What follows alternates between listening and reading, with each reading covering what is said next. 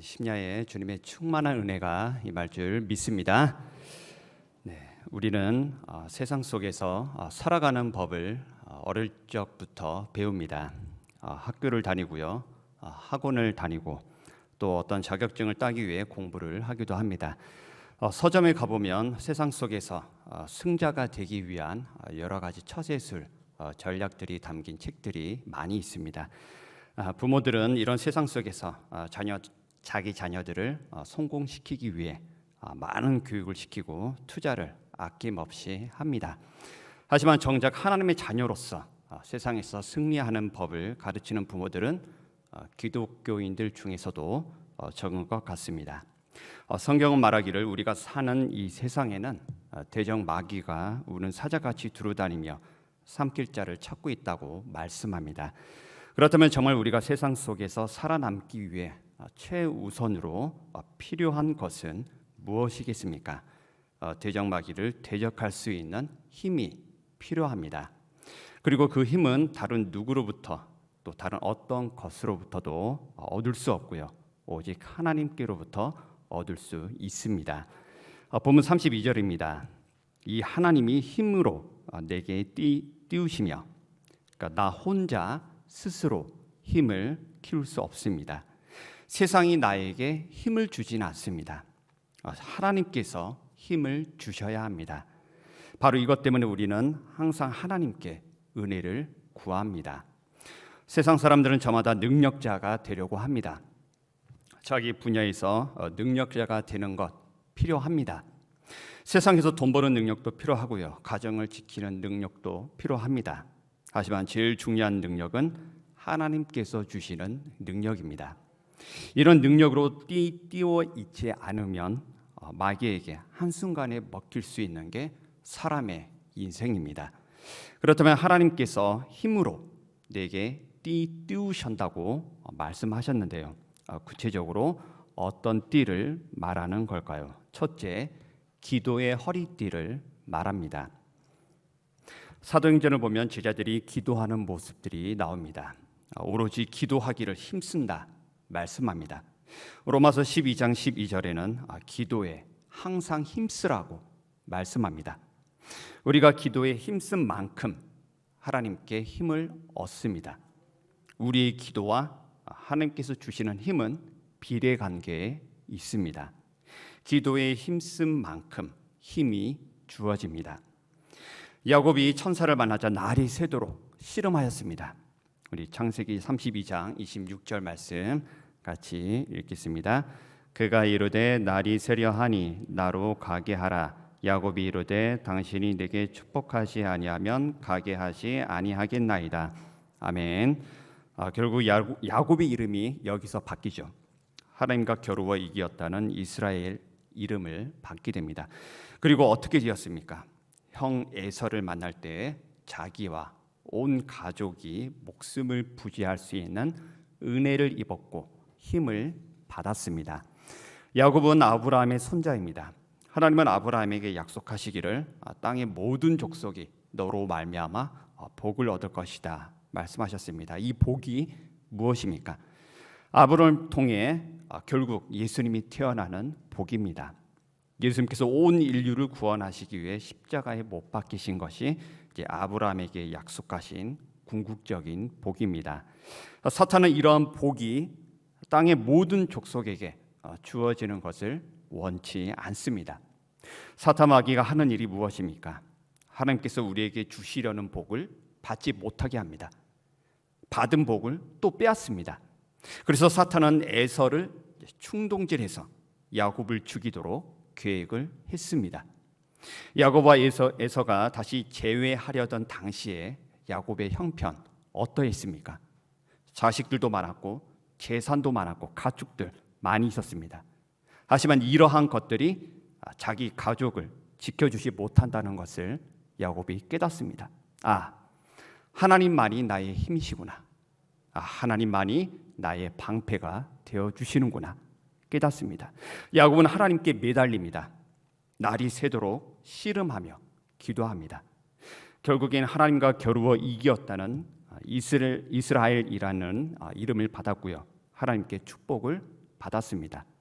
창세기 32장 29절입니다. 거기서 야곱에게 축복한지라. 하나님과 씨름했던 그 자리에서 하나님은 축복해 주셨습니다. 그 자리에서 야곱이 말합니다. 내가 하나님과 대면하여 보았으나 내 생명이 보존되었다 함이더라. 만일 야곱이 죄 가운데서 하나님을 만났다면 그 자리에서 야곱은 죽었을 겁니다. 하지만 생명이 보존되었다는 것은 하나님께서 야곱에게 긍휼을 내리시고 은혜를 베풀어 주셨다는 뜻입니다. 이렇게 생명이 보존되는 은혜를 받은 야곱은 자기를 죽이려던 에서에게서 생명을 보존받게 됩니다. 영적으로 보면 야곱을 삼키려던 마귀들로부터 생명이 보존받도록 하나님께서 은혜와 힘을 주신 겁니다. 하나님께서 야곱에게 힘을 주셨다는 것이 무엇으로 나타났습니까?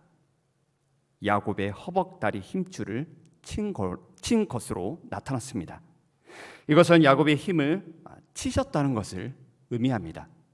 여태껏 자기 힘으로 아등바등하며 살아왔던 야곱의 힘을 완전히 빼시고 이제 하나님의 힘으로 띄우시겠다는 뜻입니다. 그런 야곱은 보기에는 다리를 절어 보여 힘이 없어 보였지만 영적으로는 하나님의 힘으로 충만했습니다. 에서 뒤에 도사록에 있던 마귀들은 야곱을 건들지 못했습니다. 마귀들은 뒤로 물러서며 다가가지 못했고요. 에서는 야곱에게 가까이 다가갑니다. 그러자 야곱에게 주어졌던 하나님의 은혜의 빛이 에서에게 비춥니다. 야곱이 에서를 보고 말합니다. 창세기 33장 10절입니다. 내가 형님의 얼굴을 배운즉 하나님의 얼굴을 본 것 같다 말합니다. 왜 그렇습니까? 야곱에게 있던 하나님의 은혜의 빛이 에서의 얼굴을 비추었기 때문입니다. 에서의 얼굴에서 하나님의 광채가 난 것이 아니라 야곱의 얼굴에 있는 하나님의 광채가 에서의 얼굴을 비추었던 것입니다.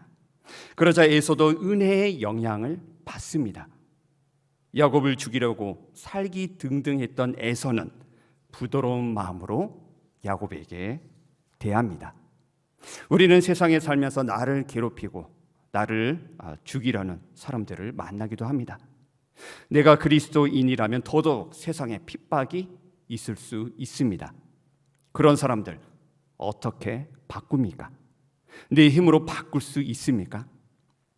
우리는 하나님께 종종 기도합니다. 누구를 바꿔주세요. 누구를 변화시켜주세요.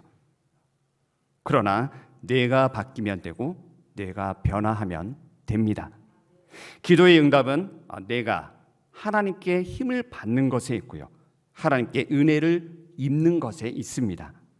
상대방의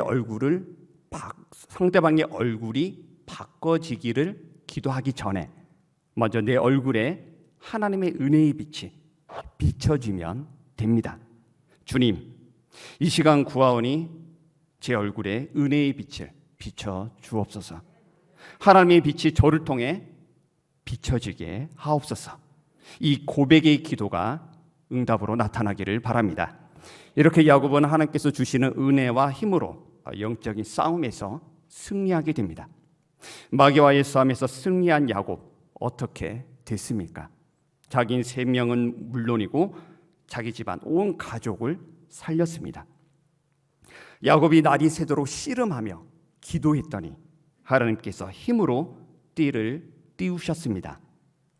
성경의 기도로 힘을 얻은 인물로 또 엘리야를 들 수 있습니다. 엘리야에 대해서 야고보서 5장은 이렇게 말합니다. 야고보서 5장 17절 18절 말씀 같이 읽겠습니다. 엘리야는 우리와 성정이 같은 사람이로되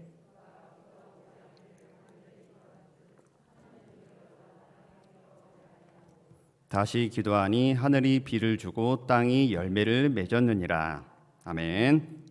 엘리야의 기도로 물론 3년 반 동안 땅에 비가 내리지 않았습니다. 하지만 다시 기도하니 하늘에서 비가 내렸습니다. 다시 비를 내리게 할 때 엘리야가 어떻게 기도했는지 우리 함께 보겠습니다. 열왕기상 18장 42절입니다. 읽겠습니다. 아합이 먹고 마시러 올라가니라. 엘리야가 갈멜산 꼭대기로 올라가서 땅에 꿇어 엎드려 그의 얼굴을 무릎 사이에 놓고. 아멘. 첫째, 엘리야는 갈멜산 꼭대기로 올라가서 기도했습니다. 꼭대기로 올라갔다는 것은 여러 의미가 있습니다. 아무에게도 방해받지 않는 곳을 택했습니다. 산 아래쪽, 산 정상, 어느 쪽이 기도하기에 적합할까요? 산 정상이 기도하기에 더 적합합니다. 올라가기는 힘들지만 그곳은 사람들의 왕래가 뜸한 곳이고 또 잘 근접할 수 없는 곳입니다. 이렇게 엘리야는 산 꼭대기에서 기도함으로써 기도를 방해할 수 있는 것들을 사전에 다 차단했습니다. 그리고 오로지 기도에 집중했습니다. 꼭대기에서 기도했다는 것은 또한 엘리야가 얼마나 하나님 만나기를 사모했는지 알 수 있습니다. 땅의 꼭대기에서 하늘과 제일 가까운 곳에서 엘리야는 하나님을 갈망하며 기도했습니다. 하나님을 간절히 찾는 자가 하나님을 만나듯이 하나님을 만나자고 했던 그 열망, 산 꼭대기에서 나타났습니다. 산 꼭대기는 또한 주의 성산을 의미하고요, 주의 성전을 의미합니다. 세상과 구별된 거룩한 성산에서 기도하였고 거룩한 성전에서 주님의 은혜를 사모하며 기다렸습니다. 그 다음 두 번째로 엘리야가 기도했던 모습은 이제 땅에 꿇어 엎드려 기도했습니다. 우리가 하나님 앞에 엎드리면 엎드릴수록 하나님은 그의 겸손을 받으시고 은혜를 베풀어 주십니다. 엘리야가 얼마나 납작 엎드려 기도했는지 얼굴을 무릎 사이에 넣었다고 그만큼 땅바닥에 엎드렸음을 보여줍니다. 엘리야가 불의 종, 능력의 종이라고 부를 수 있는 이유가 다 이런 엎드림의 기도에 있었습니다. 그러나 하나님 앞에 자기 얼굴조차 보이지 않을 정도로 엎드리는 겸손한 기도자였습니다. 하나님은 교만한 자를 대적하시되 겸손한 자들에게는 은혜를 베푸시느니라. 겸손은 하나님께 은혜를 입게 합니다. 겸손은 하나님께 힘을 얻게 합니다. 겸손하면 할수록, 엎드리면 엎드릴수록 하나님은 얼굴을 드시고 은혜를 베풀어 주십니다. 그 다음 세 번째로 엘리야가 기도했던 모습은 이제 포기하지 않는 기도였습니다. 엘리야는 기도하러 산 꼭대기에 갔을 때 자기 사환을 데리고 갔습니다. 엘리야는 기도하면서 사환에게 바다 쪽을 바라보라고 시킵니다. 이걸 무려 6번이나 반복해서 시킵니다. 그리고 마지막 7번째 드디어 손만한 구름이 보이기 시작했습니다. 한두 번 기도해보고 포기하는 사람들 얼마나 많습니까? 하루 이틀 기도하고 포기하지 마시고 7일까지는 가십시오. 한두 주 기도하고 포기하지 마시고 7주까지는 가십시오. 한두 달 기도하고 포기하지 마시고 7달까지 가시고 한두 해 기도하고 포기하지 마시고 7년까지 쭉 가시기 바랍니다. 7주, 7개월, 7년까지 쭉 해보고 그때까지 응답이 과연 있는지 없는지 확인해 보시기 바랍니다. 참고로 아브라함은 약속의 아들 이삭을 얻기까지 무려 25년 동안 참고 기도했습니다. 응답이 늦으면 늦을수록 하나님께서 더욱 귀한 응답을 주실 줄을 믿으시며 나아가시기 바랍니다. 포기하지 않고 기도한 엘리야는 하나님께 능력을 받습니다. 우리 열왕기상 18장 46절 말씀 같이 읽겠습니다. 여호와의 능력이 엘리야에게 임하매 그가 허리를 동이고 이스라엘로 들어가는 곳까지 아합 앞에서 달려갔더라. 아멘. 이때 아합 왕은 말들이 있는 병거를 몰았습니다. 하지만 엘리야는 아합의 병거 앞에서 달려갑니다. 병거보다 더 빨리 달렸습니다. 하나님께서 엘리야를 하나님의 힘으로 띄우셨습니다. 이때 엘리야는 허리를 동이었다 이렇게 말씀하고 있습니다. 겉으로 보기엔 그저 허리띠를 바짝 맨 것에 불과합니다. 하지만 하나님 앞에서 허리를 동일 때 하나님께서 힘으로 띄워 주십니다. 병과 앞을 달리게 하십니다. 이것은 지금 우리에게도 그대로 적용이 됩니다. 우리는 세상의 좋은 병과 세상의 좋은 말들이 성공의 지름길로 보이기도 합니다. 또 세상에 뒤처지지 않으려면 그런 좋은 병과 좋은 말들 있어야 하는 줄 압니다. 그것을 얻으려고 얼마나 분투하고 계십니까? 하지만 먼저 하나님의 병거를 구하십시오. 엘리야가 하늘에서 보았던 불병과 불말을 달라고 구하십시오. 하나님께서 힘으로 띄워 주실 때에는 세상의 좋은 병거를 뛰어넘게 하십니다. 왕의 병거와 힘센 말들을 뛰어넘고 앞서가게 만듭니다. 이러한 힘을 받으시기 바랍니다. 우리 베드로전서 5장 5절 말씀 같이 읽겠습니다. 다 서로 겸손으로 허리를 동이라.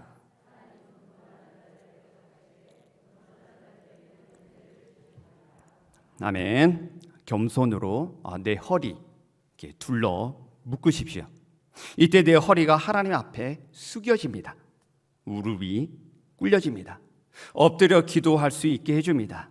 그러면 하나님께서 겸손으로 묶은 내 허리에 힘으로 띄워 주십니다.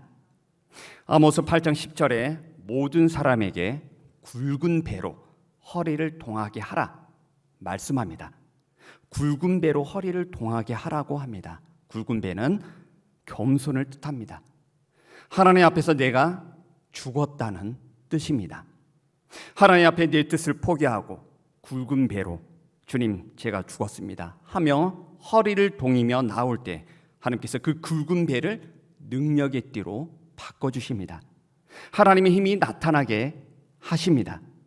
이렇듯 기도의 허리띠로 그리고 겸손과 굵은 배로 내 허리를 동일 때에 하나님께서 힘으로 띄워 주실 줄 믿습니다.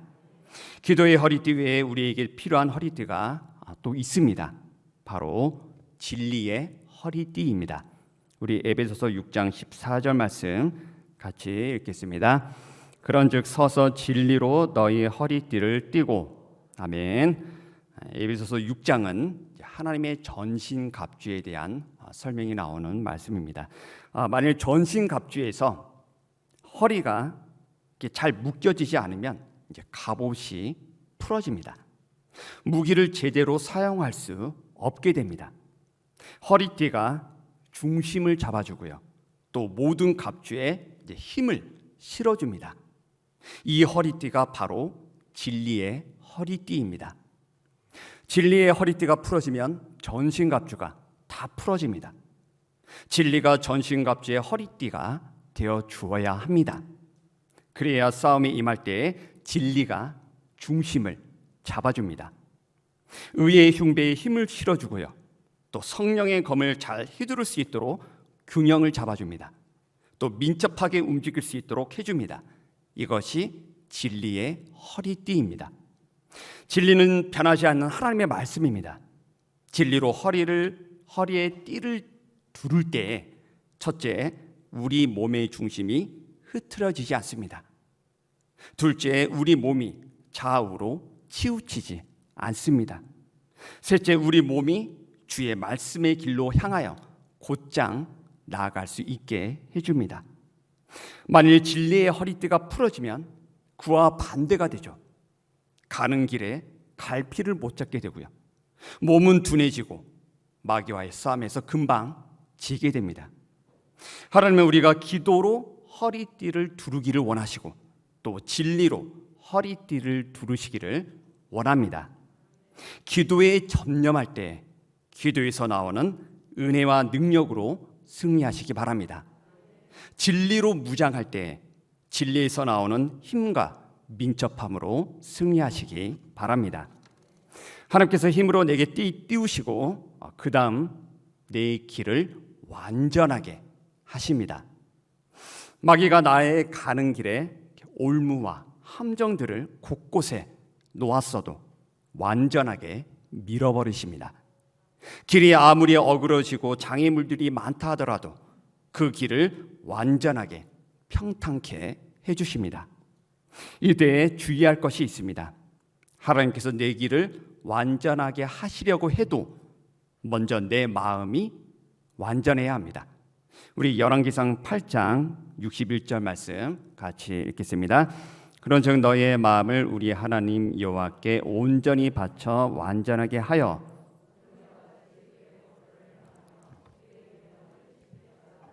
아멘. 하나님께 내 길을 완전하게 해달라고 구하기 전에 먼저 내 마음이 하나님께 온전히 바쳐졌는지 살펴봐야 합니다. 아직 남아있는 내 마음의 죄악이 내가 가는 길에 장애물을 놓습니다. 아직 치유되지 못한 내 마음의 상처가 내가 가는 길에 삐뚤게 만듭니다. 내 마음이 하나님 앞에 완전하려면 내 마음을 완전히 하나님께 맡기고 드려야 합니다. 그래야 내 마음이 완전하신 말씀으로 그대로 새겨질 수 있습니다. 완전한 진리의 길로 나아갈 수 있습니다. 본문 시편 18편 25절에 완전한 자에게는 주의 완전하심을 보인다고 말씀합니다.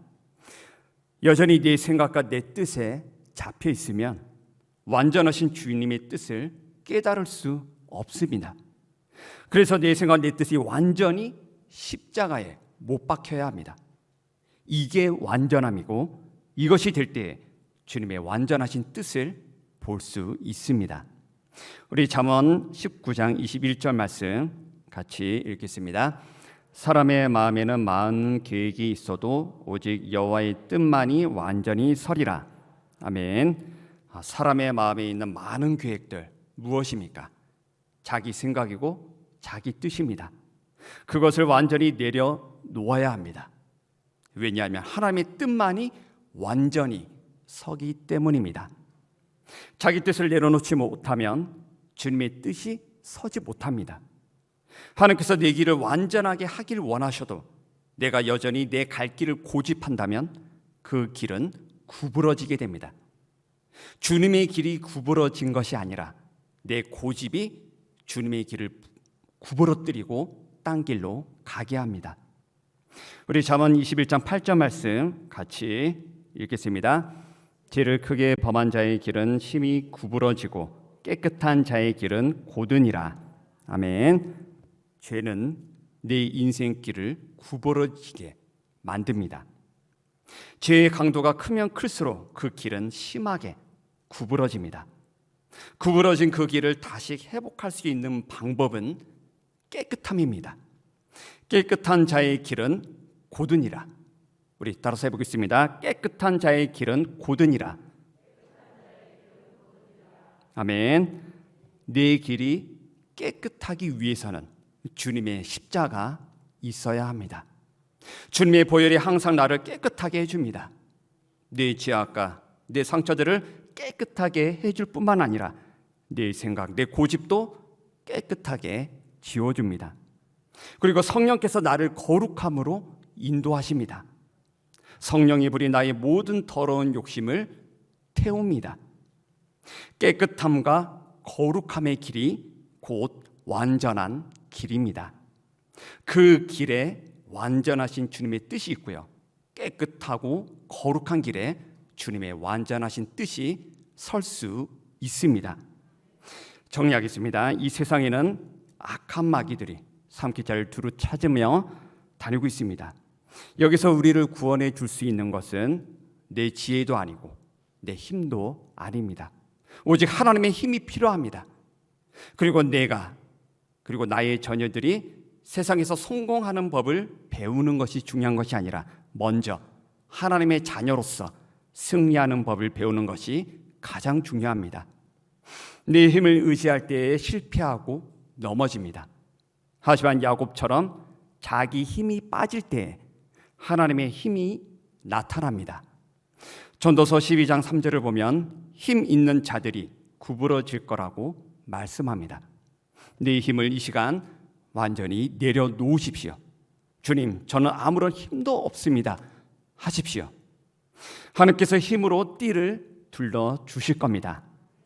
세상의 화려한 병거와 힘센 말들을 얻으려고 하지 마시고 대신에 하나님의 불병거와 불말을 달라고 하십시오. 그러하면 엘리야처럼 세상에 어떤 힘 있는 병거와 말들이라 할지라도 그것을 추월하여 나아가게 될 것입니다. 하나님의 영광보다 앞설 수 있는 것은 이 세상에 아무것도 없습니다.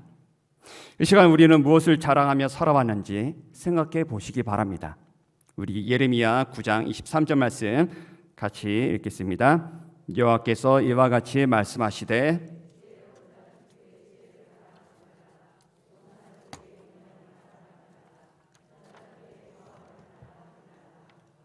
아멘. 자기 지혜를 자랑하지 마시고 자기 힘과 자기 부함을 자랑하지 마시고 온전히 십자가에 못 박으십시오. 이런 자에게 하나님의 힘이 부어질 수 있고 하나님의 완전함이 임할 수 있습니다. 이제 기도의 띠로 허리를 동이시고 또 진리로 허리의 띠를 두르십시오. 그리고 일어나십시오. 하나님께서 힘으로 내게 띠를 띄워 주십니다. 세상 속에서 펼쳐지는 하나님의 힘을 목격하며 나아갈 것입니다. 내 죄악과 내 고집, 내 생각으로 인해 구부러졌던 내 길이 깨끗함으로 다시 펴지길 바라고 다시 완전케 되기를 바랍니다. 그래야 완전하신 주님의 뜻을 알게 되고 또 주님의 완전하신 뜻이 나의 가는 길에 항상 이루어지기를 주님의 이름으로 축원합니다.